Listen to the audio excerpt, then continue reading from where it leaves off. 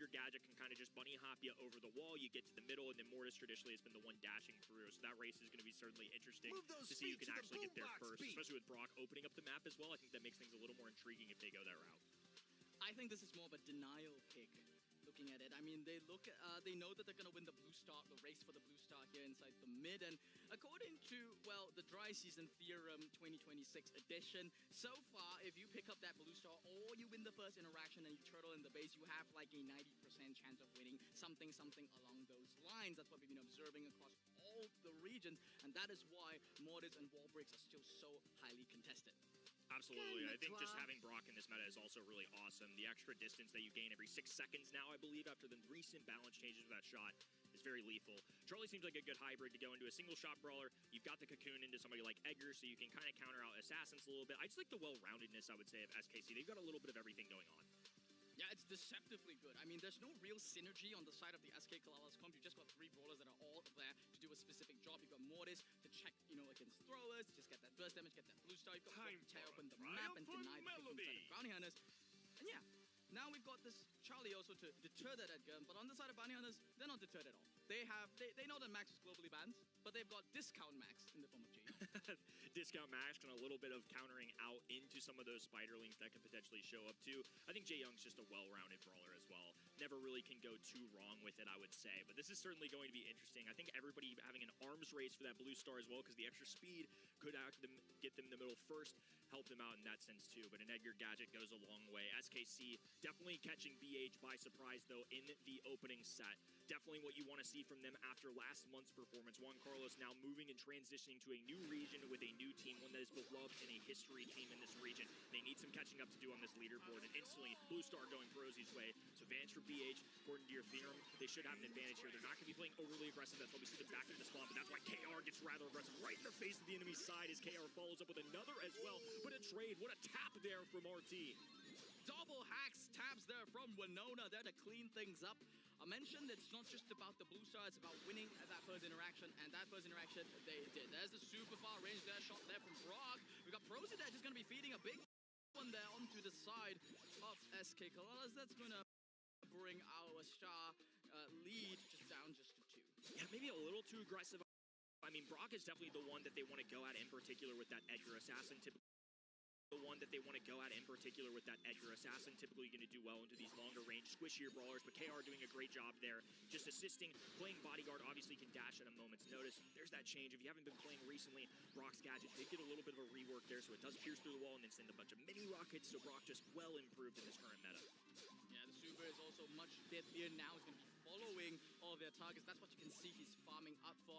This Brock is really, the matchup has changed so much. It used to be that RT would absolutely dominate and cook this matchup, as you can tell on the side of SK Kalalas. They are not worried for it. There's the super there from the Brock chasing after. They're doing a little bit of damage, but Wesley just keeping his entire team chopped up. West that Rosie can cling onto as well. He'll always have that indestructible, but if he uses a gadget, it's going to be a lot harder to climb up the map. And now damage being seriously dealt as Jae Young distributes a little bit of healing, extra speed going down as well, but KR throws in the bloody boomerang. It's going to be a bad swing there. Rosie barely hanging on, jumping in once again. The Spiderlings to stun him out though, but it's still BH getting the trade, and now an additional kill on top of that will keep this even with 15 to go. Miss gadget there from Christian really hurts him there. Should have been able to bring down Wesley as well. Instead, now it's going to be last 2 stars. Pros are going to be going in, just giving a freebie there, but they were confident enough for Winona to get the taps back in return. Only 4 seconds left. Got Hypercharge there on the Mortis. He's going to go straight for the RT, which is the worst possible target. No way to bring him down there, but there was nothing else that they could do. They were just too far behind.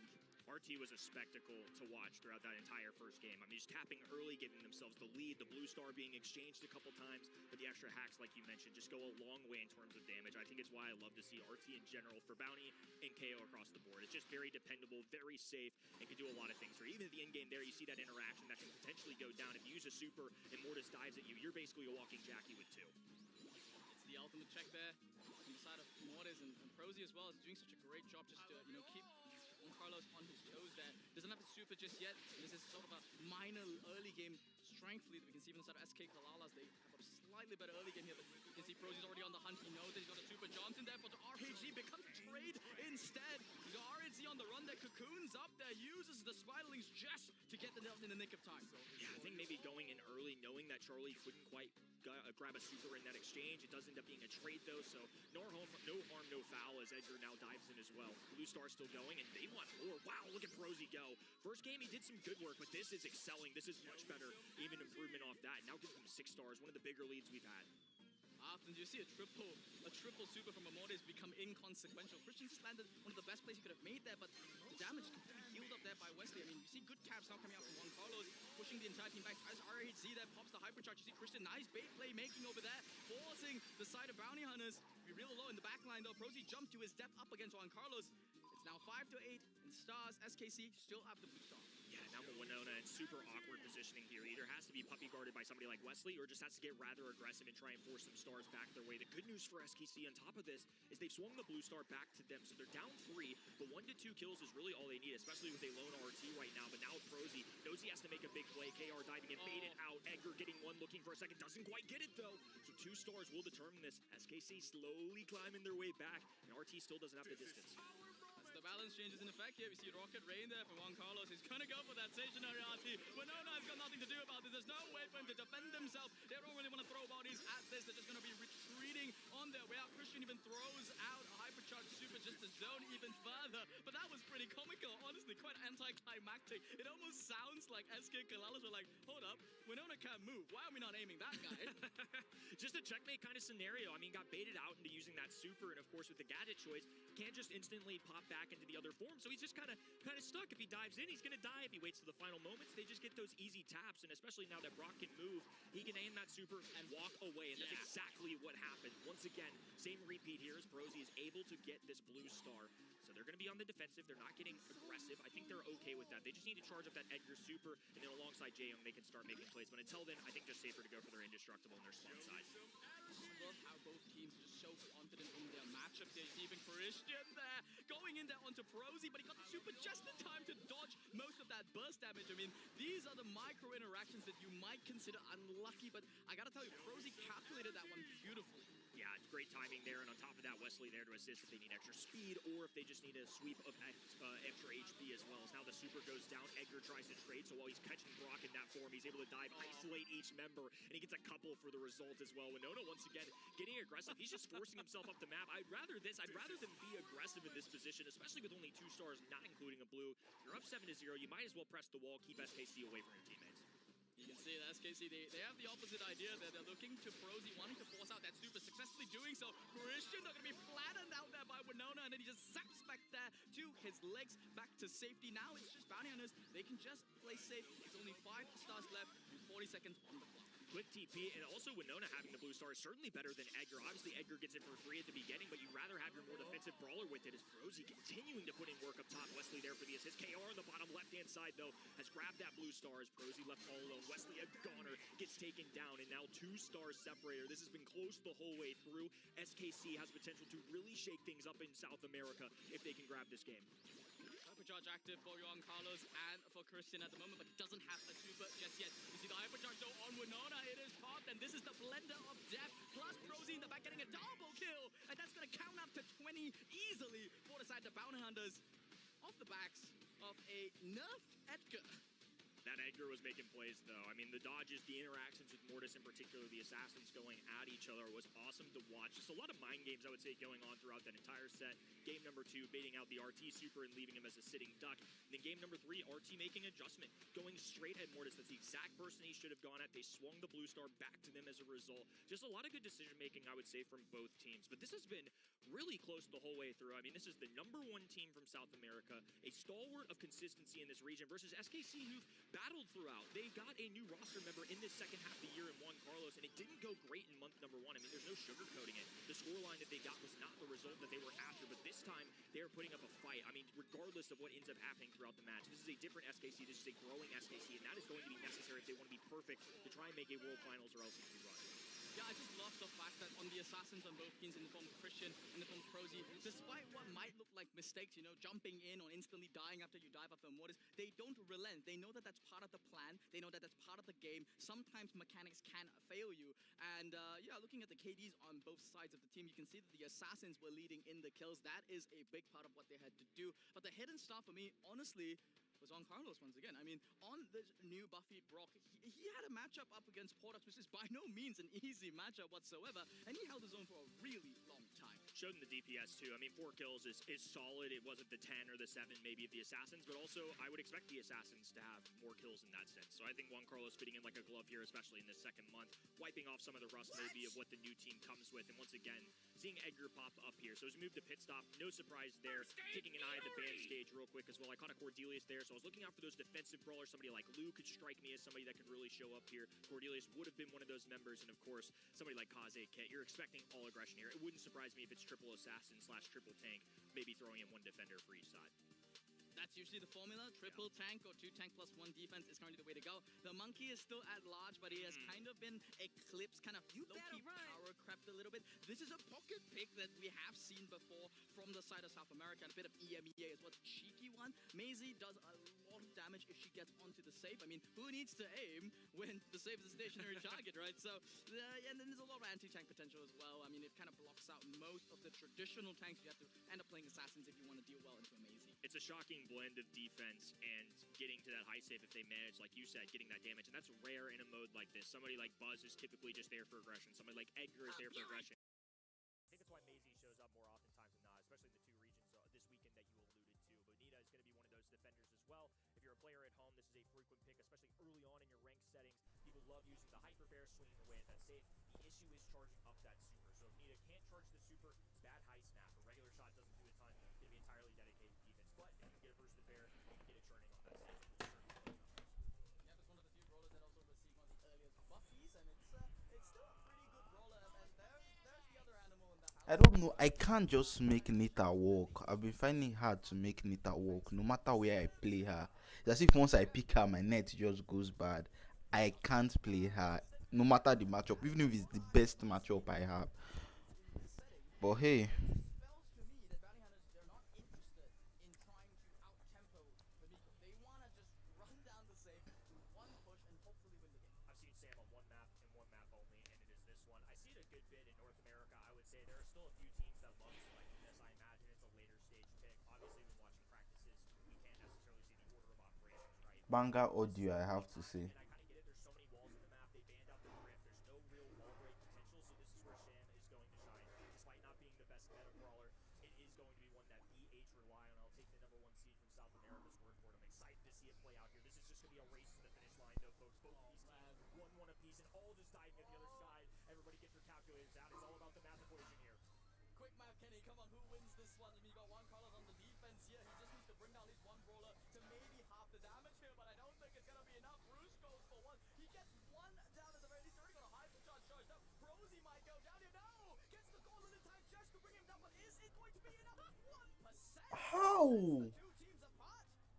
Okay, Kenny, my math must be bad because I thought the equation said SKC were going to win. That was a speed run. I mean, What was that? either way, but an interesting decision I thought there was to send the Buzz to play like a microsecond of defense to make sure they killed the Nita, because the fact that they prevented Bruce the Bear meant they got more damage. It prevented them from getting Sam off of that safe. I'm curious to see if we see the exact same thing again, because literally 1%, I think there's an argument that both these teams could have won.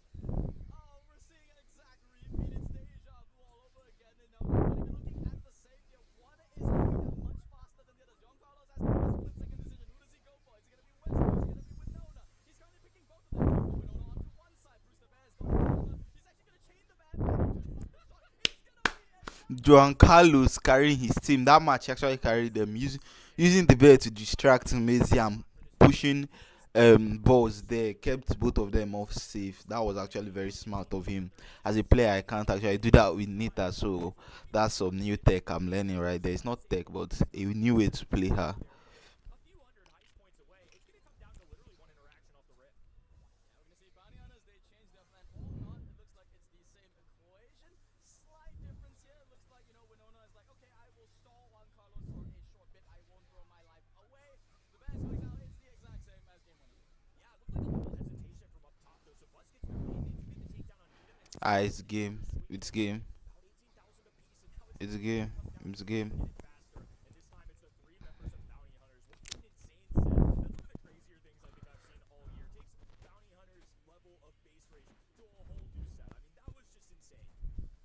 Oh man, I don't know who to. I don't know who to. I don't know what to make of that. Like, it's hard to break anything down because that was just straight up, just straight lining, go for That was there was nothing pro about that. Just straight base race. Situation that was different across the game. If you look back at the VAR, you'll see that it is where Arnita is placed. Do we go and block shots up against the Maisie, literally? And that's what he did in game number 2 that was successful, right? You go after the Maisie, you prevent her from getting damage. SKC are actually losing this right now. The other person off. Are we going to see a 5 set, Just go for the bus. a fifth set, Matchup in game number 1 is a 5 set game, exactly what we know that wanted to see. or is this just going to be a reverse sweep from Bounty Hunters? Next is Bounty out in the open knockout.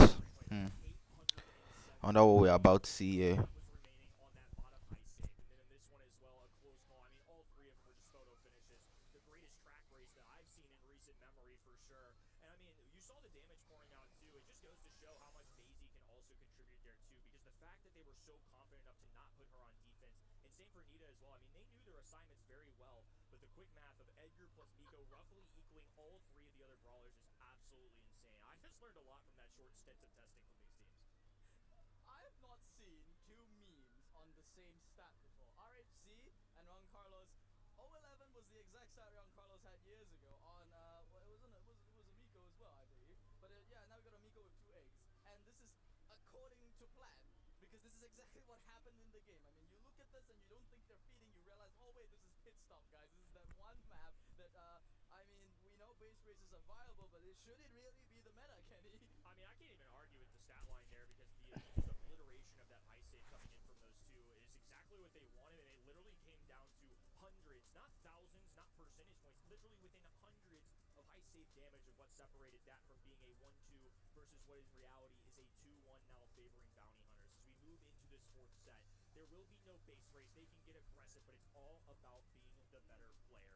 One life apiece. We're going to out in the open. This is where I expect to see some brawlers like Brock potentially ban out here, maybe that we didn't used to see. I mean, on this map in particular, people hate the Probably Broke. So I What's his name? Nani is going to be banned out. Mina is going to be banned out. Oh wow, none of the brawlers I called are banned out. That's why I'm not a pro. That out. On the side of Bounty Hunters, though, there's another fairly annoying brawler from that Angelo also being taken out. That is the Premier Water. I'm surprised Mina isn't banned out. But yeah, Broke is a normal ban right now. Get the mid faster than anyone else, and this is 8-bit first really pick. wanted to see.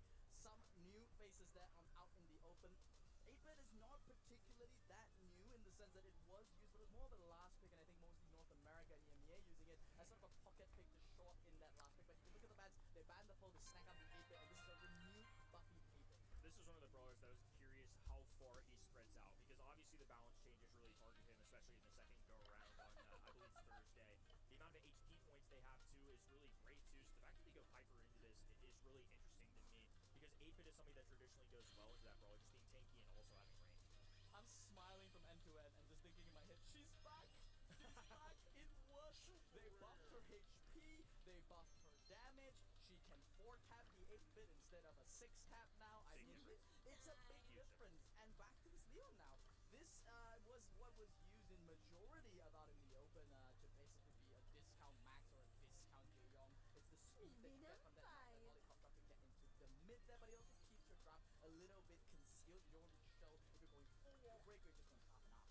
I think the testament of Piper being picked here really goes to show how much SKC and maybe other pro teams believe in these buffs coming out of the brawler because like you said, 6 taps coming out from Piper, do the math, she only gets 3 ammo at a time or something along those lines, quick math at least. But 8-bit had really favorable matchups. The fact that they see 8-bit first overall pick and still instantly commit to the Piper I think goes to show the confidence that they have. So I'm really curious to see how that interaction goes. Like you said, I like the Leon as well. Invisibility is always great, but the counter invisibility is going to be poison. If they get a single shot into Leon, they will be able to reveal the whole battle. Fang. Okay, both teams are just being spiced. They're just adding spice on spice on spice. It's getting real hot in here. Ali on the side of Bounty Hunters to basically signal that they are just honestly just playing for the late game. They're just waiting for the smoke to come in and just gonna jump on top of anything here. There was some reworking done on the side of the Alia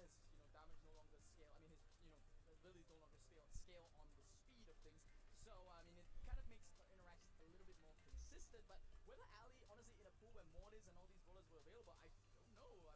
I mean, they're cooking up something.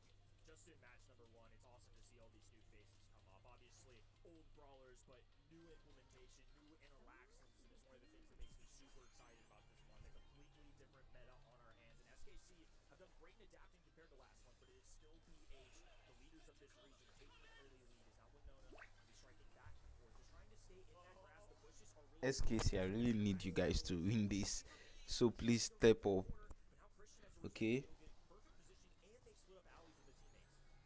Juan Carlos is the X factor for me inside this set here. He's under so many taps, even gonna go aggressive there to tear up the cover on the enemy team. I don't know if he really intended to blow up that mid wall. It's a bit of advantage, micro advantage there from the side of Bounty Hunters, but honestly, if you look at the comp, they can't really benefit from it. They are down by so much in terms of range. They've got an Ali that's a sitting duck. They've got a Naja who is a semi-thrower that's just kind of waiting for the late game for things to happen. You know, as time ticks down, it's SK Kalalas that are looking to be scared here in the late game. Normally, to your point, breaking open that wall would be a much bigger deal, but if you're going to do it, this is probably a composition where you can get by with it. As now it's a jump there, Gunbrella now rounding up the corner there too, to be looking for one single tap onto Ali, who's hugging the poisonous wall right there. She's going to be forced out, now diving in, low HP for Juan Carlos as there's spanning snakes going down. 3v1 situation, but SKC hold on for dear life. Christian had enough in the tank to get through. I love the fact that I might not be talking. Carlos had the same target in mind there, and you know, it was a bit of a wasted flank super, but it was cute, honestly. It's looking a bit dire there for Zedvania, as they do have this beautiful turret set up there, and basically let them turtle all the way until the late game, unless Juan Carlos lands like a million taps, which I'm sure he's going to do. The wall break was also great in the fact that it gives less room for Ali to make these dives. So she's either going to have to charge up an invisibility with the super, or just rely on a gadget for quick burst or an overstep coming out of SKC. And I imagine they're going to be waiting for the last seconds as well, especially as the Fox starts to close in. That 8-pin turret's only going to get more and more pressed by the wall. I think they're going to rather fight when that's eliminated before so. The win cons are clear for both teams. One just wants to hang back and wait until their crocodile comes online, and the other wants to let Juan Carlos clip bomb. She needs to land 6 shots. I repeat, about 6 shots to basically win Christian. There's one.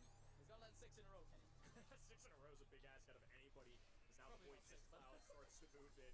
KR left-hand side invisible. And don't know he's there, though. They get the early tap as well. Now daggers go down for Leon. Fang from the long distance, kicking in a perfect bounce off the turret. And SKC, please. You guys can't lose. It's 8-5. I swear. But how great would it be for the plot if Bounty Hunters... 100%. Okay, we don't say it, right? We don't say it? We don't say it? We gotta keep quiet? Yeah. We're not jinxing. Don't jinx either of these teams. Remember, folks, it's 6 taps. And by 6, I mean for the entire team, actually. Because if you notice, it's a 2-tap on the Nausea. That's kind of wild. It is wild, especially when you're in the grass as well. The extra burst of damage you can get, a little sneakiness as well. Gadget going down early for Juan Carlos, especially in these beginning stages of the game. It's just everybody trying to charge him as much utility as possible. So especially with all the grass now on the map, they haven't given Juan Carlos a super. Ali can expand with space. They're repositioning her right there alongside this wall, just trying to get a little sneak attack, a little positioning. Any off angle they can cling to, they'll take at this point. I love how disciplined the SK Kalalas want to playing this as well. They know that RNG is the only brawler that can survive against Winona. Just leaving him there, forcing him to get this rotation. You see, RNG just chasing the alley. Is like, Ali, come over here, stay away from my Piper. Meanwhile, though, Juan Carlos, he's got one target in his mind. It's gonna be Prozy. I mean, he's just farming up supers off him. At least Prozy's playing a little bit more disciplined this time, not feeding too many shots to get that instant super. But yeah, it's inevitability. Juan Carlos got his head snapped off there by Winona. A split-second play there by Bounty. Alligator takes a bite out of the enemy team. As now it's a 2v1 situation, and Leon can't withstand all the health points facing him down. So Bounty Hunters with an early advantage. On top of that, none of the grass got disturbed. So I think Bounty Hunters in a much better position in this round 2 compared to game number 1. Yeah, Juan Carlos is currently presently unkillable, and he's going to be tearing up his own side of the wall there. Want to take away as much of the grass as possible because Winona was using that. And that's why we're seeing Winona kind of just fan over immediately to the left side. He wants to probably make some cheeky play with the invisibility. Juan Carlos is the win con, and he is also the target on his lane. Out of sight, out of mind, invisibility, a key component for both of these squads right now, as Leon holding on to his super as well. On top right-hand side, Leon just keeps kind of fading away, and I'm waiting for him to disappear at a moment's notice. Needs to avoid any of these poisonous tags, because otherwise there'll be some lingering damage. Visi-heal going out from the turret. Not enough there. Both these sides being rather passive. I do think, once again, they're going to be playing for those in-games. The Big Fang kicks, the invisibility plays from their respective assassins. No no telling how this is going to go down. They're both so scared, and rightly so. I mean, one tap from Prosy could basically melt the entirety of the Piper here. You see now Winona is going to be going for the play, goes invisible momentarily on the right side, but he was scouted out, though. We see the jump there in the backline. Winona is still on the hunt on the level on Carlos. He's going to be getting one kill, but it's an easy trade for him. Now with 2 versus 2, left with the interactions of this Fang, Leon, who's going to be coming out there. We see the kick down from RHC. It's a big amount of burst damage onto him, and West is going to be going into the smoke to fall next. Love the patience coming out of Fang. Didn't rush the tap. They got an isolated play from Prosy, and then were able to get that kill. The force out from Ali there, too, is a great play out of Bounty Hunters. Is an early way to get Piper out of the equation. Just not enough HP to withstand the other 2 members on that side. It's been 50-50 the whole way through. I mean, it's 2-1 Bounty Hunters, obviously, but this has felt like such an even matchup, such a step up from SKC, and of course, BH bringing it like they always do. Credit drains down there from Prosy. New buff allowing you to shoot, 2 times. It creates some pressure, but honestly, this Piper is just doing so much work here. I mean, the Bounty Hunters comp is kind of working against them a little bit, but I do like the fact that they're playing a lot less passive here in this early phase. Yeah, the regular shots are going to have to contribute here because KR for his, and then on top of that, Ali no longer has the invisibility as well. So this is going to be a straight-up gunfight until the end of the game here. Now Leon's getting rather aggressive, going for the extra daggers, has charged up that super, and that's going to be a big game changer, especially in this game 3. A little bit of a miscommunication there from the side of SKC. Should have been able to tap down Prozia. Now you've got Christian going on the hyper aggressive. He's got the hyper charge in the back, trying to stay alive here. And it's going to allow RHC for a swift double kill. Karate kick to the throat of the side of Bounty Hunters. And ladies and gentlemen, we've got ourselves a set 5. And that's set 5. Excellent playmaker there. I mean, the times that he got that super kick, a roundhouse kick on top of that, just putting out some serious work towards those in-games, especially when you're moving everybody towards the middle of the map. They can't hide behind the wall. They are out in the open space. As long as Fang makes the easy click onto the enemies, he'll bounce off at least one of them guaranteed. And I think that's the reason why we've seen Fang start being pioneered more into these out in the open, these Bounty and KO in general.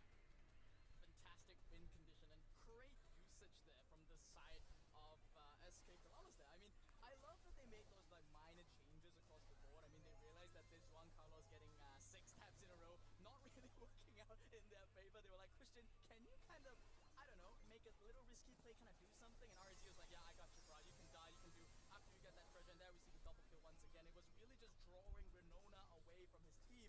And then the end game was a clean conversion from them. So that's going to earn them their set 5.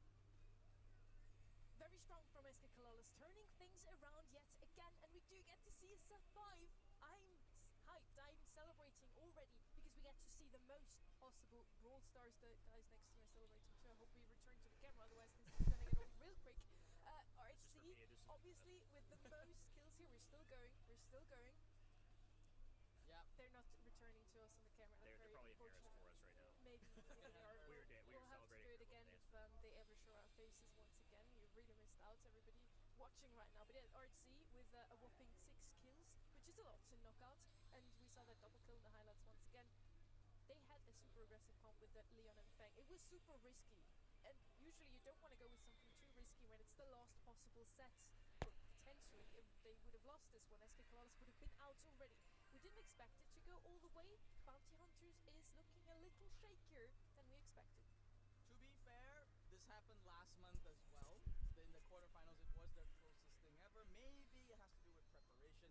Something that can't be discounted for is that some of these teams, they have a habit of kind of underestimating each other. If you look at a quarterfinals matchup, they think, oh, SK Kalalas, they didn't perform well last month. Maybe we won't really prep for them as hard. We'll focus more on Loud or potentially Olympus won the grand finals. And that's why we're seeing some of these minor, kind of major-ish draft mistakes. That Ali last pick, I'm still scratching my head wondering if it was intended to counter that Piper and if it really did the job it was supposed to, because it felt like it came into a comp that was aiming to do something else entirely. I think Ali definitely wasn't as good once that grass started getting torn up, and you have somebody like Piper in the mix. Obviously, her super Business. idea. I think Ali's still a great brawler. I understand where the vision comes. I would love to see Sprout played here. I think it was one of the brawlers that they would look back and maybe reconsider. But now we move on to the tiebreaker and the plot thickens. We talked about it pre-show, but our graphics showed Bounty Hunters, if they win the quarterfinal, they are in the World Finals. And obviously, they would have a month to go, even if this wasn't the result that they wanted. But it would be a major pickup for SKC, and this region as a whole would be shaking to its core. It would be such a development for the rest of the day. And on the other side, we have SK Kalalas. They try to prove something today, and they try to prolong that journey from Bounty Hunters a little bit, which I'm all for it. We have have two spots here open still for the World Finals. If Bounty Hunters don't win their quarterfinals today, those two spots are still up for grabs for pretty much everyone in the region still. It's 7 out of 8 that qualify for most of the monthly finals in this region. So every team has collected some valuable points along the way. Lou is going to come in first once again. We are in open business. Lou has received the buff, has always been super strong in hot zone, so no surprises there. Makes a lot of sense here on the left side. Right side still has something like a Finks left open, also very strong for the same reasons. You have something round that covers the other round thing in the middle where you want to stand on. Well said. Well said. Right. Circles on That's fine. circles. That's the meta. I'm sure that is the case. I really want to see Bounty Hunters lose this. I mean, I'm not saying that because I Wow. don't like the team or because of plot reasons, but I just don't. I mean, Lou is such an annoying brawler, honestly speaking, and I almost could see the smirk on the side of Frozy's face. You know, when the camera in my mind, I'm thinking it's like, yeah, the only thing that we lose to is if we somehow give SKC Lou, and they didn't. If you look at the bans, they are terrified. Like they're banning out this grade. They're saying no cheese. They're banning out Lumi, which is the most consistent pick that you can go. They're banning out Aegis because once again, no cheese, no strong brawlers. So they're really making SKC's life the hardest that it has been, and their response into a Lou is, you think tanks I'm scared of? I'm gonna pick 2 tanks. Yeah, doubling down, I think Lou is definitely going to feed Super off this Meg a little bit here, especially from the range. But I think this is an interesting Ashe timing because I'm sure Stu and a breakthrough was possibly on their mind, and now they drop the Ashe, which makes it harder for them to pick that. So I wonder if that was part of the influence, or Ashe is just the stage in the game right now where teams are just going to pick him regardless. Ellie would be open once again, something aggressive on the side of Bounty Hunters. I could still see that, and such a good answer to the Ashe, one of the best counters to it. He's gonna slow down that comp from the right side a bit. On the left side, still lost pick now. It is gonna be something aggressive. Damien. Showing up as well, but most pick brawler so far today, by the way, was Edgar, despite the nerfs. He would be still left open here on the right side too. Do you think they're gonna double down with that aggressive approach? I honestly thought that there was a Poco that was Edgar seems alright here. Lou counters. M's not as hard anymore, but Edgar seems alright. He can jump out of Damian's circle. kind of terrifying. He can terrorize the My 600 IQ brain M's a bit. He can push Lou back. Barley. that would naturally counter. And yeah, this Barley selection, it got some buffs here, and in a way, yes, you can hunker down away from the side and can play the but it doesn't I don't. remove the fact that you've got 2 out of your 3 brawlers that are completely outclassed and countered by this M's and Lou. Don't. Folks, there you have it. Those are the last 2 comps we're going to see from these 2. Bounty Hunters or SK Kalalas. One of them will move on into the semis after this one. For Bounty Hunters, World Finals is on the line. For SK Kalalas, a lot of pride because they are about to take down seed number 1. Pride on the line and certainly a comeback opportunity. Juan Carlos moved regions just to give this team a chance, and now they've finally done the hard work, and one set will determine if they go home. If they remove all odds, would make it relatively impossible coming next month. Never say never, but certainly would make this task much more difficult. This is not the matchup that SKC want to see early. He gets walled off. Winona using a wall to cut them off, get the tags. That's exact opposite of how you want to start things. On the top of that, Meg is out of the mech, has to now cycle forward. Juan Carlos just diving in just to get some damage. The supers have been charged up for BH. They are in a strong positioning, and Barley has essentially been removed from the game with all the work that Damien has done. Spawn trap starts to emerge here on the side of Bounty Hunters. Got Frozy that once again is annoying, just so annoying with that gadget and the super. On the side though, on the red roster, they've got this Barley super to claw back a little bit of that space, but the matchups are just not in their favor. Rolled up in the mid and Frozen on the left. There's just no way to get back in the center. Yeah, the wall of sound is just so good for cutting the enemies off, especially with no real wall break in this. They can just keep lobbing this up the middle and making it really difficult. RHC is going to have a difficult time, but now you see the gadget going. Guy, we are down a teammate. What the hell is? Another one as well. There's a ton of rats going down, but they're so slowed by the ice that they can't quite reach Wesley. Will allow for SKC to retake, but Bounty Hunters have extended this lead by over 30%. Big hypercharge gonna be coming out there for the Barley, gonna be denying Frozy his hypercharge. Both got Winona there with a mosh pit, setting fire ablaze inside the mid, managed to clip away that annoying Barley, the one member on the side of SKC that can actually deal damage. You see RZ tried to do the micro interaction, trying to get out of that ice ring using the mech, but they're not gonna be able to do so. One Carlos gonna be running down Frozy here on that right side, and the robotic rats clean up Frozy on the left. That gadget timing was almost perfect, but not quite enough. It has allowed for SKC to start clawing their way back at this one as an acid spray goes down super for Perosi available. They have to keep climbing up this map. Now that KR's into more of a position, he's been charging supers, getting a bunch of bottles that can drop on the map. They've gotten a lot better of coverage, and all of a sudden SKC looking alive and well, with BH ready for a retake. RG is just doing this matchup just absolutely sublime. The way he understands his mech Meg and how changing forms eliminates the CC. It's allowing SK Kalash to claw themselves back inside the mid. Robotic Rats there on that left side of his Bali, lobbing shots left, right, center. They're blocking out all three. Got a mosh pit coming in. Is it gonna be enough? No! The timing isn't enough to bring down the stalwart amount of health that SKC have, and they count up to 100. SKC with an outsider's chance of taking down number one, giving themselves an advantage, a match point even. You heard it last month. SKC knew they had to be perfect the rest of the way, and you can't be perfect unless you win the first. And this could be a long road to what could be something special here in our preliminary last month. Matchup selections are different here. You've got SKC getting lucky here on that 50-50 Christian. You see massive lane swap coming out from the side of Bounty Hunters, and they're going to lose Frozy as a result. And a whopping amount of percentage. This just might be the beginning of the end for Bounty Hunters. This is an excellent start.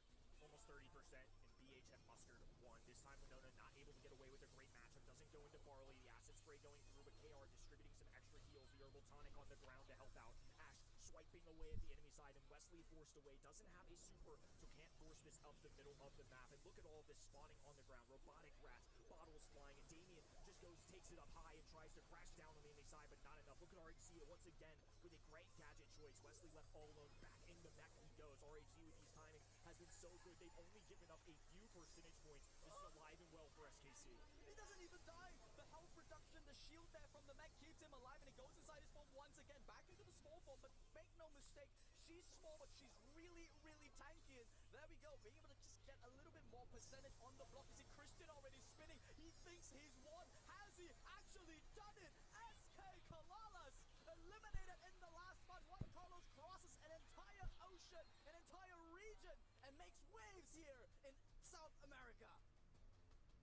Changes the way we all think about this region now. Coming into the day, just one quarterfinal win would have done BH so well for the World Finals, and instead it is SKC pulling a surprise out of the hat. What a comeback, what a turnaround compared to what we saw just 1 month ago. Is amazing what 30 days difference can do. The addition of Juan Carlos works out in the end. They just need a month to get warm. Wow. SKC doing me dirty here. From the draft was on point. They had some buffy action with the Meg in this one. Also Oh wait, they actually won. I'm not paying attention. I'm high key not paying attention. So why not? Why not coming with something like that? And it works out.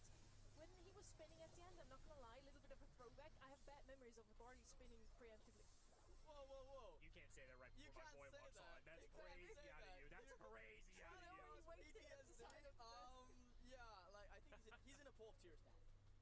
He's smiling over there. He looks happy. He's crying on the inside. He's crying on the inside. Don't lie, Sonny. You've hurt his feelings. With a whopping 9 kills and 600 DPS on that Barney, by the way. You know they can't see you applauding. I'm speechless.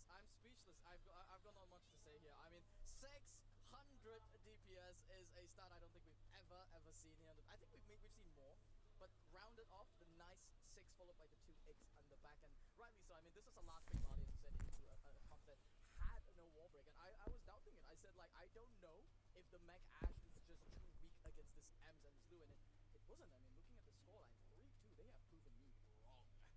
I've been saying coming into the show today already, this is the most competitive this region has ever looked. SK Kalalas did the final thing that I was hoping they would, and Bounty Hunters did not lock in World Finals. No, we still have everything open. Now, joining us in the desk today is one of North America's most accomplished names in Brawl Stars. He went to the World Finals 3 times as a player before then making the transition to coaching, helping Tribe Gaming to make it into World Finals once again. Also made it to the semifinals twice. This is Corey. These days you're sharing your knowledge as a content creator, and we're super excited to have so much experience on the desk today with us. Welcome. Well, thank you very much for that awesome intro, and I'm excited to be here. I'm excited to hopefully share some of my knowledge, and I did not love that Barley comment. That still haunts me in my dreams to this day, but you know, we try to put it in the back of our memory, but you know, you like to remind me sometimes. Yeah, I was there. I saw that. Me too. I saw the heartbreak on the stage, throwback to 2021, but yeah, it's great to have you, Corey. I gotta say, big fan. Little did you know, this is the best Sprout player 2021, and back then he inspired me to, be a decent Sprout player.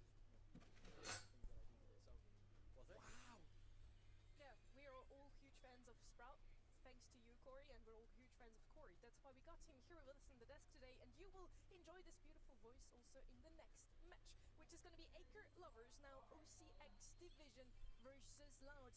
And Spoo and I have said OCX Division has what it takes to cause yet another upset potentially, to take down Loud. Now, is it an upset? Loud has not been looking the greatest, yet you, Corey, still say they're going to take this one today.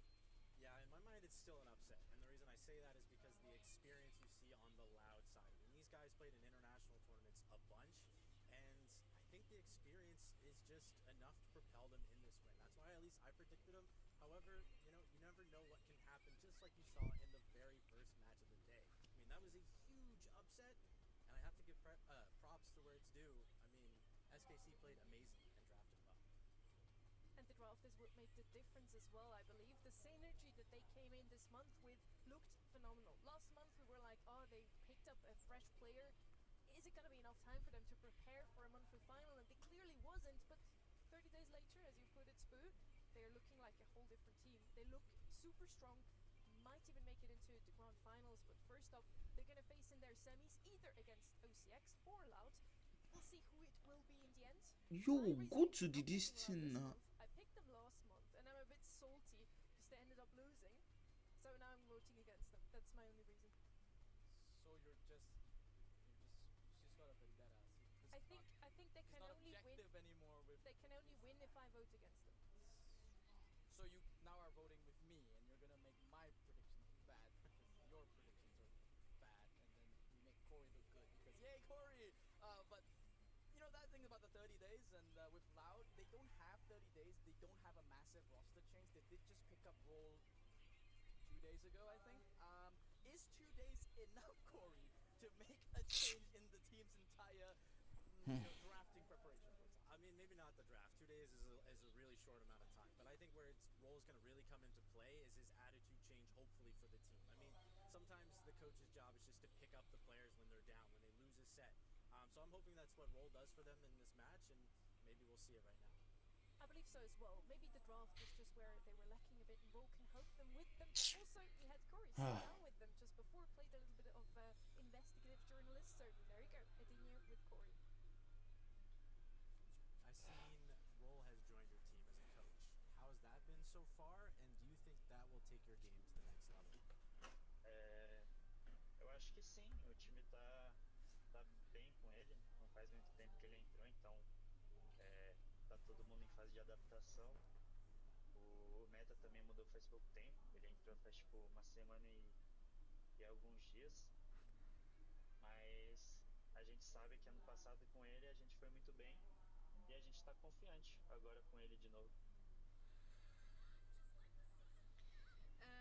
Yes, we think it will make a difference for us.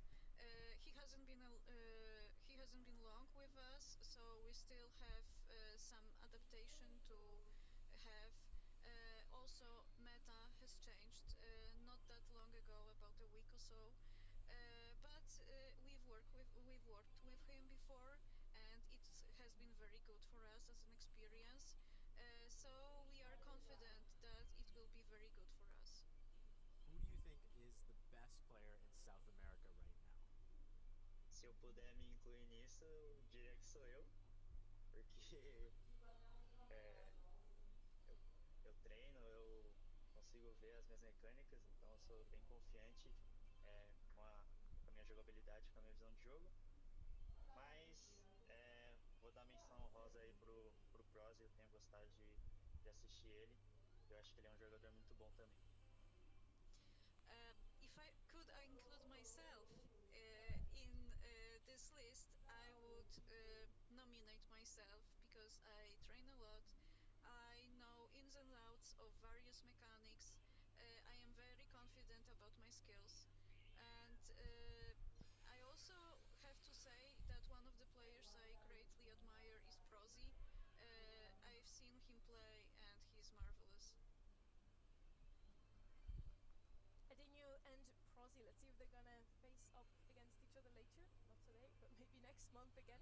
We have Louds, who has been one of the biggest names, the biggest in South America for 2 years in a row. This year, they're struggling a little bit, but they're still not counted out. They're sitting in that LCQ slot at the moment, working towards a world spot, going there directly. On the other side, OCX Division, they have beat Red Canids twice this split already. Last month, they were the runner-ups. They are looking right stronger despite still sitting a bit further down in the leaderboard? They really impressed me last month with their grass. I think that was basically their bread and butter and the way that they kind of got all these advantages. I think it's also the way that they abuse the map draft. We did see a lot of different patterns, you know, between quarters, semis, and grand finals, whether you like pick the same group of maps or whether you kind of like hide some comps and change some of your comps up. So, how would you, Corey, if you had to map draft? Ring of Fire, Gem Fort, Hideout, Speed Stop, I've not been lucky New enough to map Horizon. was I around, but I personally love it. I think that players can play to their strengths. If they like long range maps, you can kind of pick those maps accordingly. And right now, kind of looks like Loud is trying to do that with Ring of Fire and Hideout. In my opinion, those are more little long range maps, possibly in the mid there in Ring of Fire. On the other side, it looks like they want aggressiveness. They want base race and pit stop. They want you can't find me in the bushes on Gemfort. That's what it's telling me right there. I can also tell you, Loud has picked Ring of Fire here, and on the other side, 06 Division have played this map once in scrims. So that is also super useful. If you know what your opponents usually like to play, what they've scrimmed, you just pick the maps that they did, right? Now we have global bans for you as well. 8-Bit, Starnova, Damien, and Ellie. So some buffies out of the way on the left side. And then Damien and Ellie, two super aggressive brawlers. Corey, you just mentioned they usually like to play their snipers. Is that why we see Damien and Ellie banned out? Yeah, it very well might be. I mean, Ali's just really annoying to deal with, especially if you do want to go those snipers. Damien, the same thing. He can jump from across the map on top of those snipers, and there's nothing really you can do about it. On the other side, we saw Starnova and 8-Bit. Those are more traditional bans, in my opinion. I mean, 8-Bit's really strong right now. Starnova might be, you can quote me if you want. 60-40, not bad. Right now, and so it totally makes sense to me why those are banned. Spoon out 60-40, that's one of the closer votes we get to see here on the desk. Glad that it's pretty close. I mean, there was an era, Corey, I think you and I would remember, where if you saw the green triangle in South America on the screen, this bar would be 90-something% in that direction and nothing else for the other team. South America has become a lot more competitive ever since. I mean, Akelib is now OCX Division. Have earned my respect. They've got 40% on their side. And we want to head straight into our map number 1, Ring of Fire, for you here.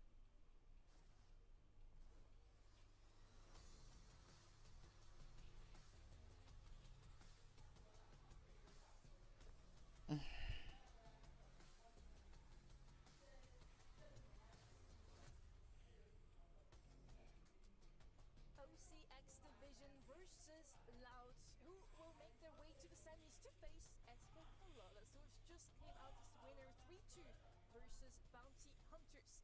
We have the bands in already, Loot, Surge, and Max on the left-hand side, so buff players plus How we want that, I don't know, but thank God. and Ems on the right side. As I already mentioned, we have only one scrim, at least in my data here from OCX Division. They played Lumi, Max, and Surge. They banned out 2 of these brawlers. They have no clue what they should play, it seems. I just need one. Descends upon us once again. Slip through the global ban, slip through the bans, slip through Adrian's ban hammer again. This brawler has received nothing but nerfs for the past 18,000 patches, and he's still viable. Why, Corey? Why? I mean, Crow is one of those versatile brawlers. The fact that you stop healing on the enemy team is just really, really strong when you think about it. If they can't heal, they can't really contest the zone, and that's what's really important. And on the side of former Acre lovers, they're gonna draft Finks, which is a little bit of question to me because Crow into Finks is pretty good, but they do follow up with Ruffs, which is I'm a little more agreeance with. So that's a very strong pick, very versatile, allows to give hypercharged supers to his teammates. So that last pick they have there can literally be anything. Yeah, I saw the puzzled look on your face already when things came in there.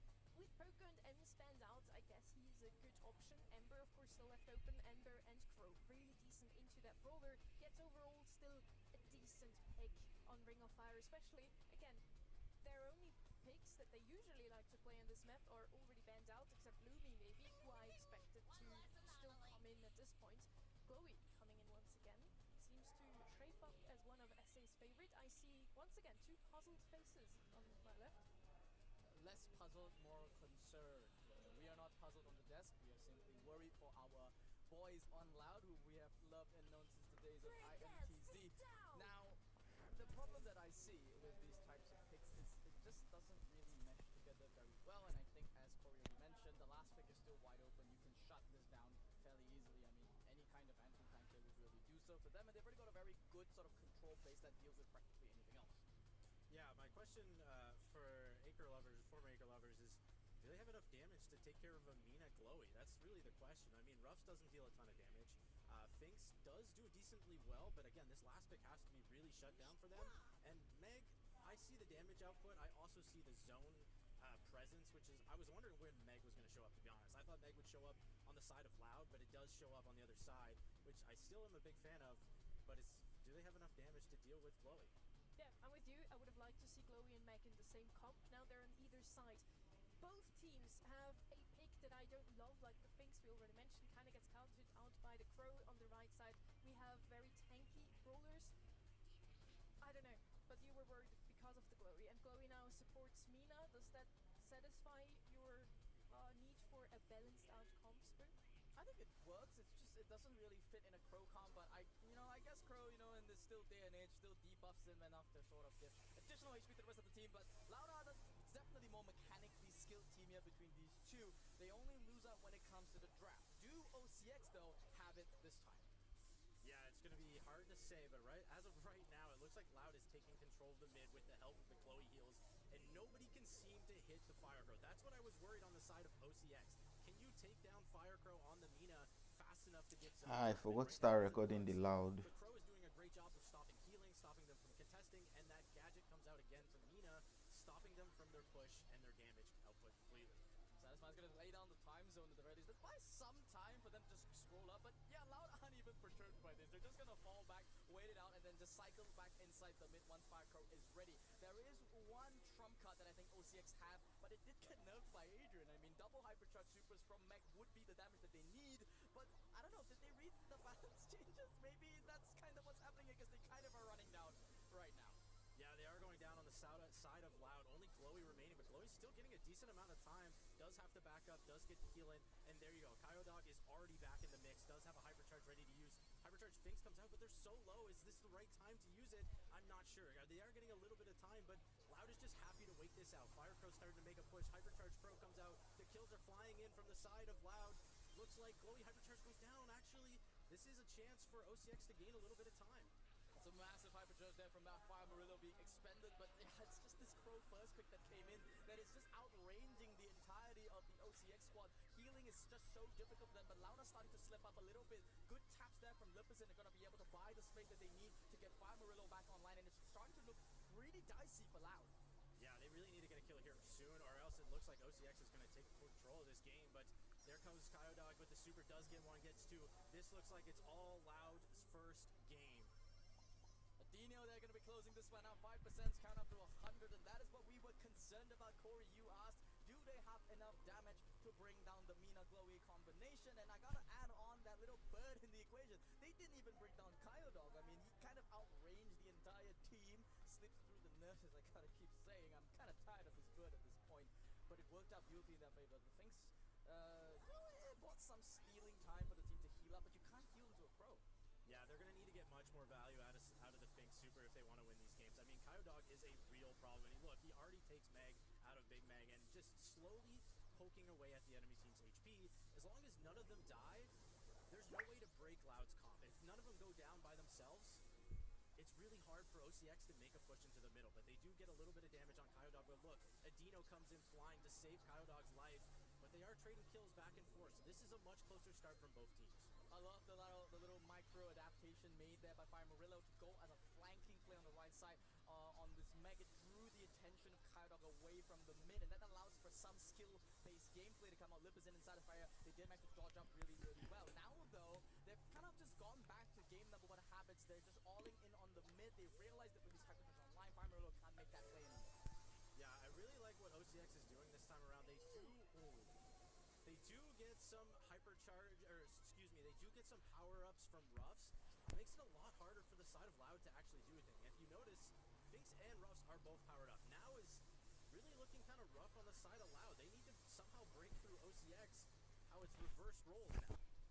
Yeah, Lipperson's got another power-up just for himself. I think he's going to save it and allow Fire Murillo to just expire here. He is in this little mech form, and he didn't gadget up, so he's not going to get that free super charge back for him, and that's going to be a big opportunity for Loud to try and count up and return some of this deficit. Fire Murillo, honestly, he's trying to charge up his super here, but I don't know if dying just... I look, he started recording late, but the whole game is looking crazy from both sides, but Loud are more dominant here. Their picks are great. The crow poke is coming in well. They now have a Fink Super with a good amount of lead. It's looking pretty rough for the side of Loud. They need to make a push now, and it's basically on Firecrow to somehow get a miracle play in this mid. And 6% is all that they need to count this one up, and they do have the staying power to secure this one. It is now tied up for 1-1 between these two teams. It just came down to the most fundamental of changes. I mean, they realized that honestly, they are the team that needs to play more aggressive. They need to find ways to flank around the side. Don't just run in first 3 players into a mid where you've just got a Mina and you've got a Crow that you just can't out DPS. Yeah, the side of OCX really needs to just not die early on, and vice versa. Loud needs to get kills early on, or at least none of them die. If they can stay together in the mid, it's going to be really hard for OCX to break through, but they did a great job the second game where they got the power-ups, they got a couple kills, and they got somehow a early lead. But this time around, looks much better for Loud with getting a 25% lead right off the bat, even though Fire Murillo is doing a great job of pushing them back. Massive pressure from there. Kaido has to waste the super in the backline just to get that pesky Fire Marilla out of there. They are holding the point lead at the moment there. See the time zone go down there from Satisfy is going to allow Fire Marillo a choice here. Does he opt to go to the right lane again? Yes, he does. Yeah, right now, Loud needs to sort of kind of see, there goes Adino, gets this Hypercharge Super off. Are they going to be able to take out Fire Murillo? No, he's staying up for a good amount of time. Fire Crow does get a stun onto Libizen, but it's not going to trade the kill. Fire Crow pops, or Kyodog, excuse me, pops the Hypercharge. That might have been a little bit of an overcommitment on their part, but does get a little bit of damage. It does look like Fire Crow's going to go down. And this is the time for OCX to regain some time here. See another buff going out onto Fire Murillo. Tried to get the hypercharge to get that bot back, but now he's in these little mech form.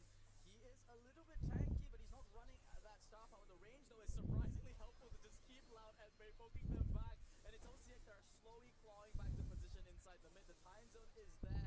You see, Adino is actually linked up to Kaidak at the moment. They're allowing to Fire Murillo to go for this flanking maneuver on that right lane. He gets the combo out. He's going to be bringing down Lipizen. That could be a good He opportunity. got Fire Murillo out of his mech. They were going to break through on the side of Loud, but Fire Crow is the opener. Gets a kill on one, gets a kill on two. Does pop the Hypercharge, might even get a kill on the third, doesn't quite. Kyodog goes for Libizen.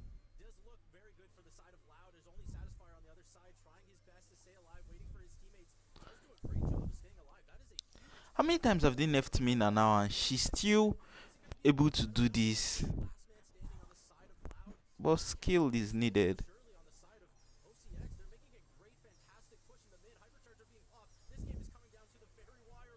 3% on the side of Loud. Do they survive? Loud, get the set. I was holding my breath there. I thought OCX had a chance to maybe bring it back, but unfortunately, if it was pre-nerf Meg, I gotta say, he would have just gotten 2 swipes and then gotten a team wipe, and then it would have been OCX and we'd all be hyped, but it wasn't the case, so yeah, but that had me on the edge of my seat. Yeah, I mean, I thought Loud was taking that towards the end of the game for sure, but how Satisfier did a fantastic job of staying alive, waiting for his teammates, and made that game extremely close. I thought it was over, but he kept them alive for as long as possible. Super interesting comp from the side of Loud. I thought that Brody was there to heal up Mina. Never mind, it's just an eternally healed Crow. He just doesn't go down and stands in the middle there. Adinio and Kaido played that super well together. Good healing from Glowy. I still shocked he is back in the meta. The Fink Satisfier also worked out better than we expected for it. Yeah, it was a better pick, and I gotta give it credit. You know, I mean, it did its job. It stayed alive. I think some of the Fink Supers could have been a little bit better, especially one of the Hypercharges, but overall played very well, stayed alive in the most crucial moment of the game. And I mean, that is as close of a set as you can get. I wanted to see Fire Murillo honestly use the other star power. I honestly don't know if this selection choice might have duped them. There was a lot of interactions in which if he honestly had his shield online and used that star power instead, and with the move speed, he would be able to run down some of the members on the side of Loud. That is the build that most teams, most mech players are using at the moment, but he opted not to go. Let's go. One interaction, a cheeky kill on the Kaidak when he mech'd up and pushed him back and got a kill off that. But aside from that, don't know if that was really an intentional choice on his regard. If we just look at kills and the damage, it looks like OCX should have won that one. Way more kills on their side. The damage on the right side was literally only Crow, and the other two, it looked like, at least just stats-wise, they didn't do much. But in the end, the objective of this game is not to get kills, to just stand in the zone instead, and Cloud clearly did a better job at that. So they take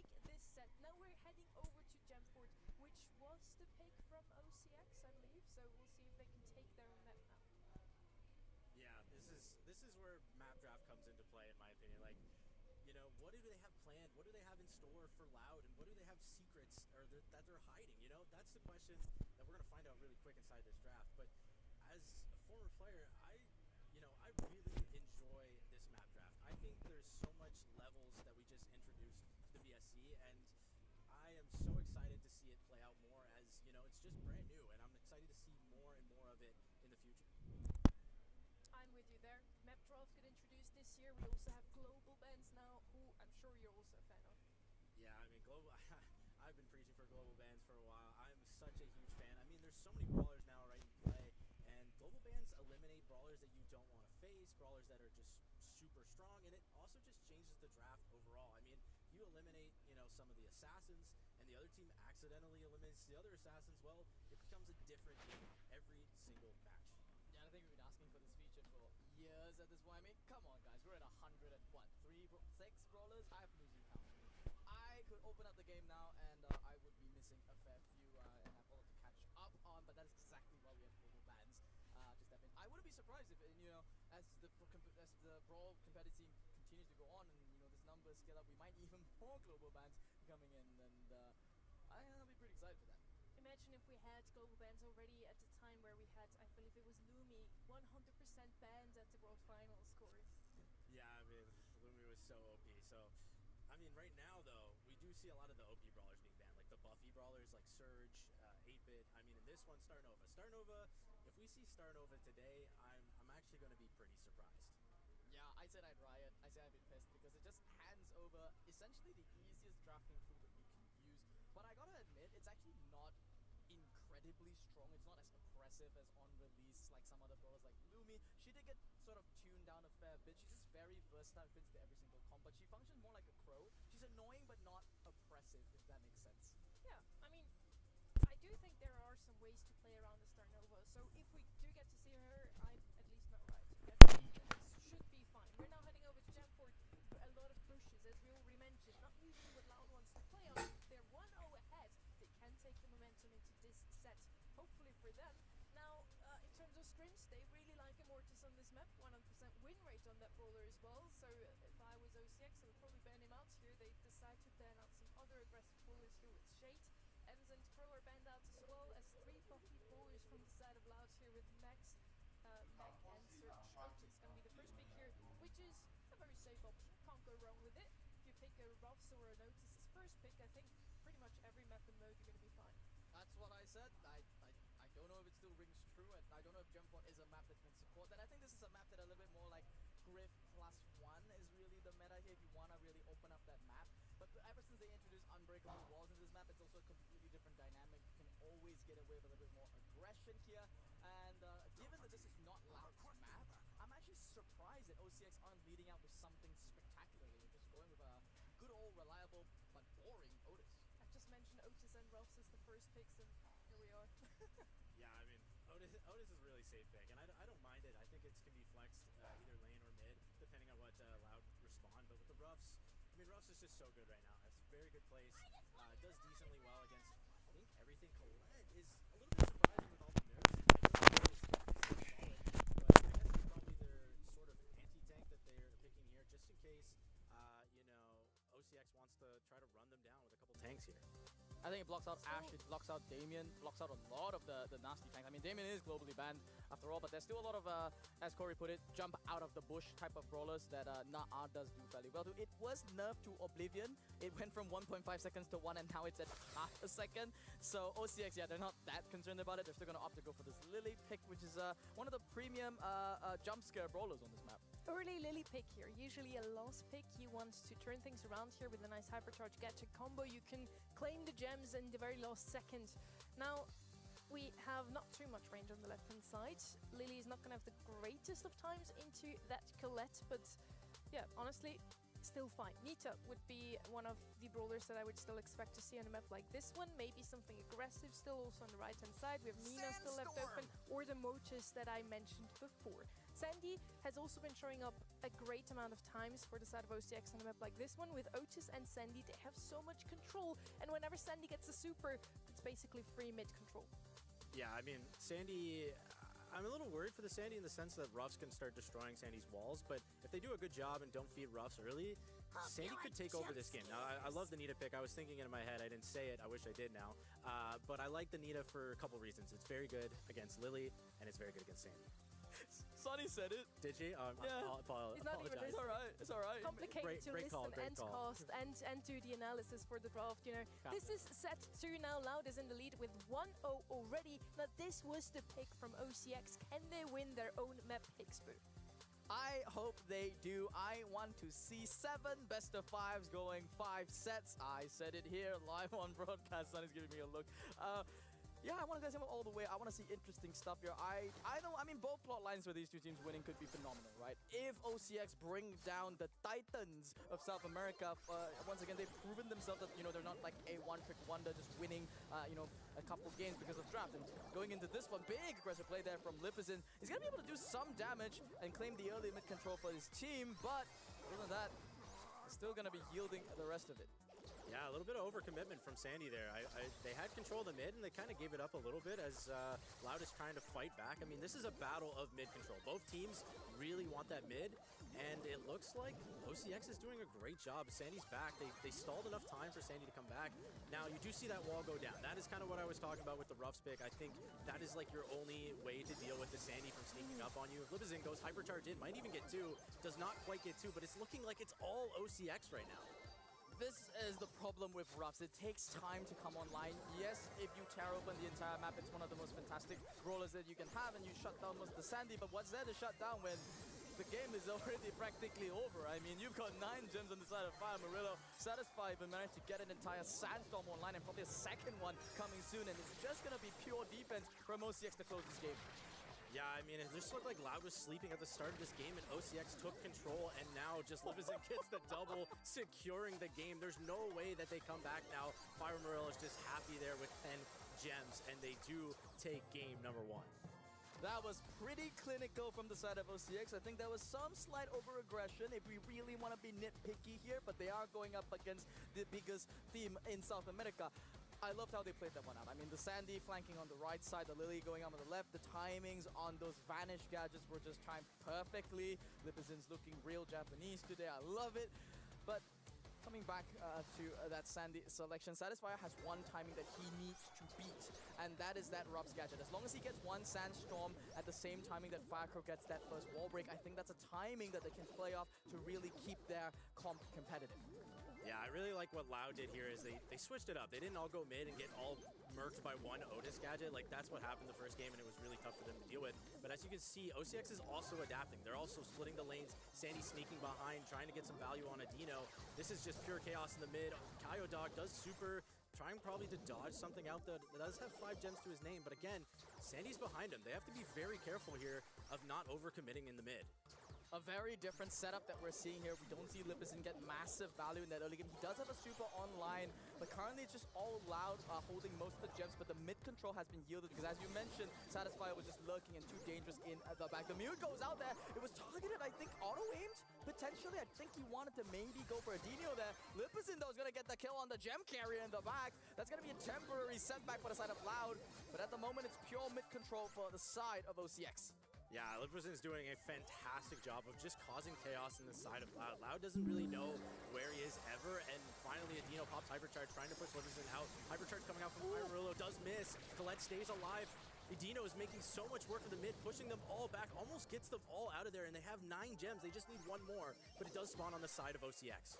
That's so unfortunate that Fire Murillo missed that hypercharge. He's got jitters at the moment, but Lipizin does not. He still gets a massive hypercharge there, forces the gems to transfer over to Adino, and it's a bit of a sketchy situation. Loud are kind of out of position here, and they managed to pinch out Satisfyer. That's going to allow a nice save entry for Adino back, but this is an awkward gem position for the Nita. He's holding on to gems that he doesn't want to have. Yeah, I just want to point out that was an amazing play by Firecrow, shooting backwards and finding Satisfyer. If he does not find Satisfyer, it looked like OCX might turn this around, but again, very nice kill. Now it's very close. 10 gems starts the countdown. It is still not over. Lipizin does have super. Fire Murillo's pushing back. They just need 1 gem to reset this countdown, and it looks like they're going to grab it with the Invis. Very nice play. Kyodog just misses out on grabbing that gem. Satisfy still at large in the back, by the way. Just got so much chaos. Managed to get an entire Sandy Super. And now going to be clipping Firecrow as well. Kind of too close, sir. He's going to be going down there. Leapazin is thinking about finding potentially Kaidog or Adino here with a jump. But he's got to be a bit careful. He's holding on to 4 gems at the moment. Yeah, Sandy has Hypercharge. If Sandy gets Hypercharge Super, it's going to look really rough for Loud. There it comes out, and it looks like it's just about to flip. OCX grabbing the gems. Fire Emerald has 11. Looks like Lipizzan still does have to stay alive. Keep in mind, 11 gems. They're going to be able to reset if they do get a kill on Lipizzan and grab those gems, but they're coming in, and it's looking really, really rough. Very well played from the side of OCX, and that is how they tie up the series. Huge credit to Lipizzan and Fire Murillo. It looked like they just had a 1-2 punch going on the left, going on the right there. Whenever one of them kind of made a minor slip up, immediately they guys like, I got your back, I got you, don't worry. And that is the nature of these teams at this level. They compensate for each other's mistakes. They punish the moment that they see it. And Loud, I mean, it breaks my heart to say this a little bit, but they are making mistakes that I wouldn't expect them to make. The Sandy Super was down for eternity. They called it out. They could see it coming from a mile away, and somehow from the back they still get caught. That's a little bit amateurish. Yeah, I mean, to give him a little bit of credit, it is really hard to keep an eye on the Lily and the Sandy. I mean, they were both sneaking around the map the entire time. If you watch, they just went in the side bushes, they looked for angles, they finally found them, and then they made it work. I mean, Loud just couldn't keep an eye on everybody. Yeah, if I were Firecrow, because he's got his hand on his head, he's like, what am I supposed to do? Like, I'm literally playing a brawler that's utility-based. I'm the first pick. I have the worst matchups. I suffer into everybody, and you're making me play this matchup. What do you want me to do, guys? Satisfyer on that Sandy also did a really good job at cycling Sandy ults. Whenever there was an ult down, he had a second ready, almost in halfway through the super already. Lipizzan then with that Lily pick quite early on in the draft, it worked out wonderfully regardless. We didn't really have an answer on the right-hand side. I thought maybe the Nita and the Colette would be enough, but it shows also in the stats that it clearly wasn't. That Lily was a bit too strong.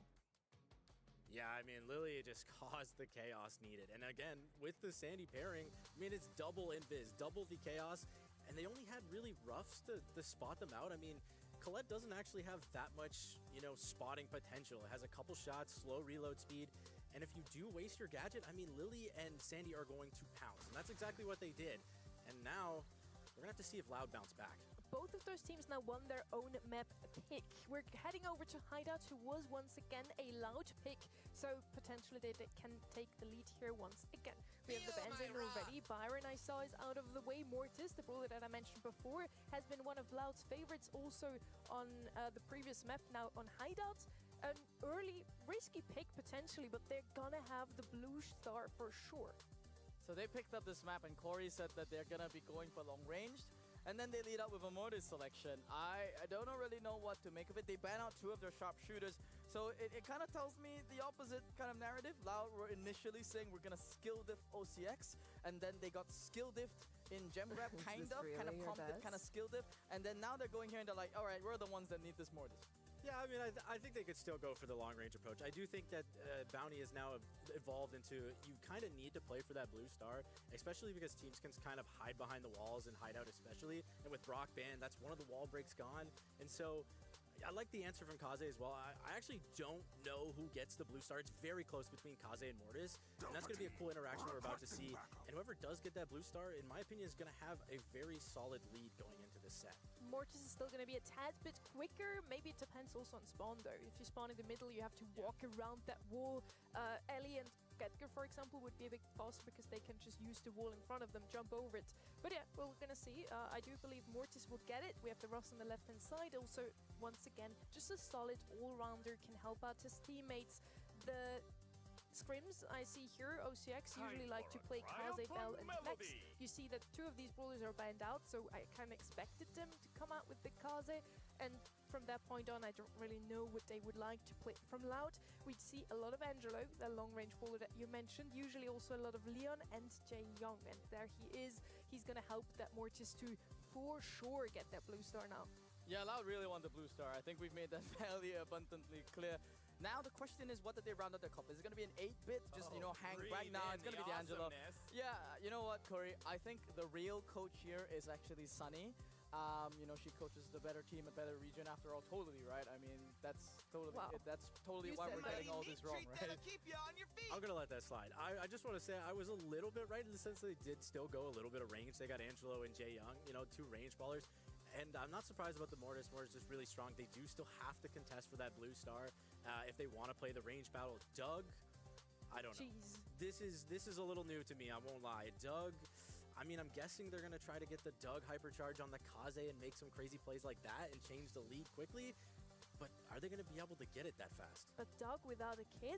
Haven't seen of that, or at least not in a long time. But yeah, Doc and Kaze can work out. They can turn things around in the last few seconds. Blue Star is definitely going to go towards Loud though, so they have to strike at some point. The fastest way to get the blue star goes up against Potato BS YouTube. Who will emerge victorious? I think OCX currently, they are looking like a team that I really want to bet on. Simply for the fact that I'm a big duck enjoyer. I don't know about you, Corey. I don't know if you like the smell of cheese in the house here, but as you know, I think OCX, they've got a very clear game plan. Just feed and feed and feed and heal and heal and heal. Get 1 hypercharge in the game is pretty over. Yeah, I mean, I don't know how to play this as Loud, to be completely honest. If you shoot them, they charge super, and all it takes is 1 single kill on the side of OCX, and look at them. They're healing, they're powering up. I don't know how Loud is going to ever break through if they do lose this lead. I mean, they have to keep this lead. And look at them. They're not even really shooting. I don't blame them at all. They're not trying to feed the Doug. But look already. Doug has hypercharge. It just takes 1 kill, though. Yeah, so Satisfier now has to get his super as well, I think that's the safer play. You know, you go inside the not the geisha form, you go into ninja form, go in there, then pop the geisha form and then try and get out, and that's how he kind of plays. He does get the super online. I think they were making the call there to potentially surprise and go in. There we go, the combo is online. He's going, the target is a Dino, it's an easy one. Satisfier's a bit greedy, wants to go for more. Is it too many though? The Hot Shark save that from Murillo is more than plenty to secure the defense here and get his team out with 4 stars. What a beautiful hot dog from Fire Murillo to keep his teammate alive. And now Loud has the almost impossible challenge of trying to kill a fully powered up team with Doug healing them in the back. And Doug is going to play aggressive. Why not? He doesn't even, honestly, if he dies, it doesn't matter that much because they still will have the lead. But Kaze does have to be careful. Satisfier does get a little bit pushed back. Nice shot by Kaio Dog trying to get them low. Again, the Angelo poison is a great counter effect to the Doug healing, but they are running out of time. 15 seconds left. They need a kill right now. Satisfier's got a super online, could be used for the vision there. Now we see Firecrow there, beautiful supers there chained out there. Satisfier tries to do the same, but the timing is not on their side. A clinical in and out extraction play from Loud. That is one way to break a duck comp, I suppose. You just get a mortar super, chain it off twice, and then you clip farm on them. Yeah, I mean, that was all Firecrow. I mean, I don't see how they get a kill otherwise, unless Firecrow just completely chains and basically wipes out the enemy team. And then the backup from Jae Young to keep him alive on the way out. That was very well played on the side of Loud. They looked really like a team, and Firecrow looked like a star player in that moment. That's what we want to see. I mean, this is a team that is just so storied, and they don't deserve basically to just go out cheese, right? I mean, I say that I'm a duck enjoyer, but really I just want to see good Brawl Stars, and that's what I saw there from Loud. There was exactly potentially 1 or 2 ways they can come back in there. I think you mentioned that Kaidok on the Angelo could get some really nice taps. Maybe target lift is in down with those poison tip arrows while the Doug is away. But you know, the other big one is just, yeah, Firecrow, go get a hypercharge and carry him. Yeah, I mean, I will say I really actually like the comp of OCX. I think their comp is a little bit cheesy, but it is actually really smart when you think about it. It's very hard for the side allowed to do anything. They only have a little bit of poke damage. Angelo doesn't deal a ton. Jae Young doesn't deal a ton, and Mortis has to go in to get a kill. And I mean, Doug is right there to shut the door. So if OCX can get a kill again and get the lead, I don't see them tripping up again. I think it's just perfect. Like, Loud, on the other hand, are just trying to diff them by pure team play. You're seeing all these micro plays they're making. They're trying to combine all 3 gadgets, right? Firecrow, it's a Mortis that's playing at a range. It's using that tiny bit of range to get a little bit of burst damage from that Blood Boomerang to just try and get that kill. And yeah, Kaido, he does get, he's okay to sort of feed the hypercharge because he gets one of his own. Yeah, I mean, OCX is really putting the pressure on right now. They kind of have them trapped, and Loud doesn't really know where to go. I mean, they're speeding up. They're trying to go down. It looks like they're going in the spawn of OCX. Never mind. Kaidog pops Hyper Super to push them back. Does a great job, but the side of OCX just waits it out. They're not very panicked. They have 25 seconds. They have Doug Hypercharge. They have Kaze Super. They're just waiting for the last moment to possibly get a kill and steal this game. Pretty interesting there. The flip is in opted to give Fire Murillo the hyper charge, even if he already had it there. Now is the timing for them to go in, but the hot dog combination is not going to be enough. Micro Jets managed to get down one, but Kyodog is on the hunt. He's going to go in for Fire Murillo. That the piercing damage is going to be enough to secure this one, but no! A kill back in the direction in the last second! Fire Crow strikes yet again. The cycle for them was just perfectly timed for Loud to take their map. Wow. That was a lot going on the last couple seconds, and you gotta give props to Loud. I mean, they hit the shots when it mattered.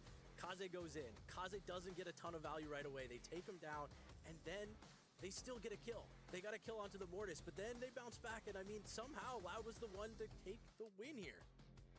I don't want to say they didn't have the comp. Honestly, I felt like they were countered if you put that duck comp in the hands of a team that was far more experienced. Maybe you switch things up. It might have looked just basically very one-sided, but Loud on the other hand, they find the adaptations. They are this team with just so much experience, and I think honestly all of these callouts just goes to show that this is why these guys are the veterans.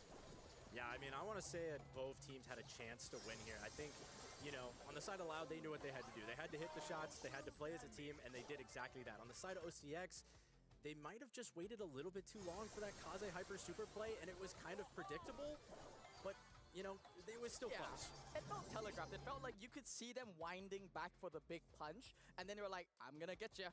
I'm gonna get you. Are we going? We're going? Oh, it's too late. Oh, he respawned. Oh, sorry, guys. Yeah, kind of feels bad. We kind of already saw it coming into the draft, right? When they picked up that dog as last pick, we did say that they probably want to strike in the last few seconds, and Loud was so ready for it. Just decided to strike on their own. Sent the Mortis to take out one of the two weaker brawlers here. The Ruffs most likely is the weakest target at that, and he did. So even if they get a kill there in the end with Kaze, they still have many more stars on the side of Loud, and it worked out perfectly. Now we have a pattern. Both of those teams have won their map picks. If we follow that same pattern, it's now going to be OCX winning Pit Stop. It was their map pick. Let's see if the draft speaks the same language here, because so far I feel like whoever also picked a bit better was the team to win. They're so closely matched, actually. These two teams both would deserve to move on into the semis, but unfortunately only one of them can. Yeah, and Pit Stop, like you said, is the next map. And we already saw Pit Stop today, and it was just 3 base races back to back to back. I don't know if we'll see it again, but it is very possible. I mean, that is a very legitimate strategy on this map. And this map in particular, I mean, there's a wall in front of the safe. If you go Miko, it's very hard to stop. And are you going to play defense, or are you going to go aggressive? I love this new look here, by the way. We're now in the Ramen Rebellion, and this neon style, I really like it. We also have new map fly-throughs, so beautiful to see that. Pit Stop used to be the Bull map. Whose map is it now, Corey? I mean, I was going to say it's Edgar's, but Edgar is banned. So I was going to say probably Edgar, Miko, those type of brawlers. At least one on each side usually, but we are seeing, Shade is also one of those brawlers that can just kind of ignore, deal a ton of damage. I don't actually know if we'll see Bull, but I'm expecting the hopeful. Obviously, we'll see Surge. We're not going to see Bull. Maybe not now. Surge is definitely, probably one of the best brawlers in the game right now. Maybe even the best. Don't quote me on that. But now you have the defense. I'm expecting Loud to just go all out in the next 2 picks for offense. For OCX, we usually see a lot of Edgar, Barry, and TB. So we'll see if those are still going to come out here. Lou actually shows up in both teams' drafts, once again, just to defend. Now, we've watched this map already before. Spoo, you casted it. It was just a base race. Do you even want to defend? There's the B, by the way, I mentioned. Barry's last pick could still come in here, would still be good to deal damage and make sure that BB stays alive and safe. It's a possible selection. I mean, at the moment, there's no inclination on Loud, though, for them to just, snap and go up for a thrower. So I don't mind this 2-3 setup there from OCX. I think Lou for the defense is one of the biggest buffs that it has gotten. And with Cordelius and Kid and Lumi banned out, it is one of the premium flexible defenders. It's got that range, that long, if you really have to play it inside the mid, or you can just tank up in the base, get a hypercharge, and just lay down the ice rink, block an entire side. Honestly, I don't know how I feel about the Surge. I have not seen it enough because, granted, it has been literally banned every single time. So this is a debut of the Buffy Surge. Corey, is it really that strong enough for you to pick it in a map where, you kind of need damage? I think it is very much that strong. I mean, they're going to just pick some damage here alongside their 2-3 pick. And Surge is just going to play defense. If you see Surge above the map, or on the other side of the map, it's probably because they have full map control. I can't see, you know, Surge being a damage dealer at any kind. He's just going to defend the BB. He does well into Lu, and probably whatever they pick here on the side of OCX last, I think they still need more damage. And so Surge is probably going to do well into that as well. What would you see them pick up here? I'm still rooting for the berry here. I think they need another tank. I don't think you can Why go the long berry. face? I don't think you can go Still berry. got it. And now I have to say it. And now if Loud don't win, I look a bit dumb, but that's okay. I don't think you go for berry because the Miko can hunt down the berry. That is kind of my major concern here. Could So use the gadget to just swipe him away, but obviously on pit stop, on any heist map, you want to use the other gadget to do even more save damage, and I believe that's what OCX is going to do. Leave the Lu in the back to defend, and then just have BB and Berry rush ahead and effectively go back into a base race. Yeah, I mean, if Miko is hunting down the berry, that means Miko's not dealing damage, right? So that's another thing to Exactly. keep in mind here. So the berry's going to do a decently well job into Surge. As long as Surge doesn't have jump, and I mean, we'll probably have jump right off the bat, actually, but going to use it right off. I don't see how berry kind of dies that much, I guess. we'll have to just wait and see. Liftazin has a slight lead here. He's going to be hunting down Firecrow, who already expended his jump. And meanwhile, back at the base, the monkey business has begun. That's the first day of shooting is going to be taken out here. And he's just going to jump out. Yep, this is going to be a torture chamber that we're watching on the blue safe. While on the side of Loud, they're just being chilling in the back. They're just looking at the sushi restaurant. They have nothing to fear because their defense is completely rock solid. Yeah, I mean, Adino did a great job of baiting out every single Lu shot and then got the crack as well without even charging a Lu super. But now it's Buzz Hypercharge already goes in, gets Satisfier. Does look like Loud is trying to fight back here. Adino is going back on the safe probably in a second, waiting for someone to respawn. Firecrow does deal the defense. I mean, I'm waiting for OCX to kind of make a move. They're all just seemingly defending, and I don't know when they're going to get the offense. They pick something like an all-in comp with this berry, and they're kind of not really doing an all-in, and it's pretty difficult to do so, as you mentioned, with this Emboldened Surge and Kyodog double defender on the line there. It's very difficult to get chip damage in, and meanwhile, they're just slowly bleeding the beast here. I mean, OCX can't really get much out of sight their base, and there's no way to kill Adino, even if you chain off Lu Supers. Yeah, I'm really loving this Surge pick more and more. I mean, they're still even dealing with the berry. I thought berry was going to be able to survive more. Firecrow absolutely just popping off, and that is why you're going to see Surge picked or banned almost every single set. Adino gets another crack. Kyodog's going to wait for his teammates. Smart move on his part. He goes in there. I think it's a little bit of an overcommitment. They have the full lead. They're not even really worried about OCX's offense. They just need a base race here. Yeah, they know that they have this one in the bag. Just need to get Adino across the board there. That's why you're seeing them relinquish the defense. I say relinquish the defense. Kyodog says no, no, no. Nobody gets past me. And Adino's even like, hey, wanna come join for the photo finish? Because I'm about to finish off this safe. And that, my folks, is why I didn't like the berry. Yeah, I really, really loved Adino's gameplay there. I mean, he baited out every single Lu super, and that's just kind of the difference between Lu and Surge, in my opinion. Surge did a fantastic job of defending, while Lu really struggled against the Miko and wasn't able to defend very well, in my opinion. Yeah, that's a big difference between the two. I think they'd have much preferred, you know, honestly, something like a Nita or even like a Cordelis, but I think both were kind of banned out there. And that's just really going to show that Loud, even though this isn't their map, they still have the preparation in the bag. They're just such a seasoned team. I think they understand the theory really, really well. And I don't know if OCX kind of overestimated themselves here. I mean, it looks like they were just picking brawlers, like, according to their scrims. We are really looking at the context of what they're going up against. It looks like we might even get a base race from the side of OCX. I kind of like the switch up because how do you defend the Miko? And it looks like they are going to get a crack. They're all up here. Miko's going to get the return damage on the other side. Can Firecrow and Kyodog defend? It looks like they're doing a decently well job. Does get another kill. And all that's left is Lu, and they're going to ignore. I love this play by them. They don't even care about the Lu, and Lu just backs off, knowingly doesn't deal enough damage to the safe. You're gonna see Firemurillo try and retreat back here. He's going mano el mano up against Firecrow, but now the base race has gone in the other direction. Loud wanna make this one hurt to you. You mentioned it, Corey. You said, if I ever see a Surge on the safe, that is going to be a team with full control, and that is what Loud have. They don't just control the set, they control the match. Yeah, very, very well played from Loud, from draft, from team play, from you name it. Yeah, They just that's were Loud. composed from start Loud to doing finish. that. You know, OCX I put up a great I fight. was OCX doing had some something great else. comps. I like the Doug comp. They just didn't quite have what it takes to take down the Giants of Loud.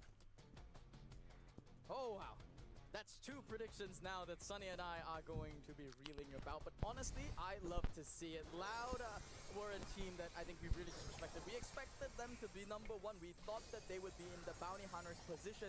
And it looks like they are starting to regain some level of that form. I've never doubted their team play or their mechanics. It's just the draft that I was worried about. And I love that this month they really showed up in a way.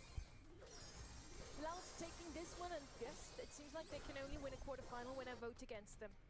You're welcome, I guess, Loud.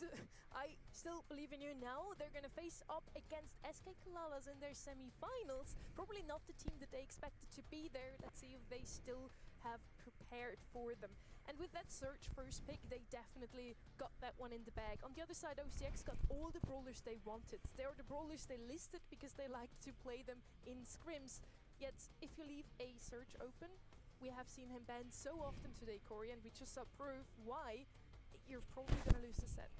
Yeah, I think they just went a little too comfort here. I mean, on the side of Loud, they had the Surge. They had the best defender probably in the entire game with Miko, one of the best attackers, and Buzz to defend as well. As you saw, Buzz and Surge defended together versus BB and Barry, and there was nothing BB and Barry could even do to that duo. What is insane for me in those stats actually, Lou had the most damage on the left side. I thought the Barry and BB would just rush to save, but it was actually Lou who got the most damage. Well, thanks for watching. For the side of Please the like and season. subscribe. It's sad Have to a see nice them go day. out like that, Very but bad simply on video a from me. draw, stiff, kinda, because I do believe that those two teams were very evenly matched. We now get to Kenny.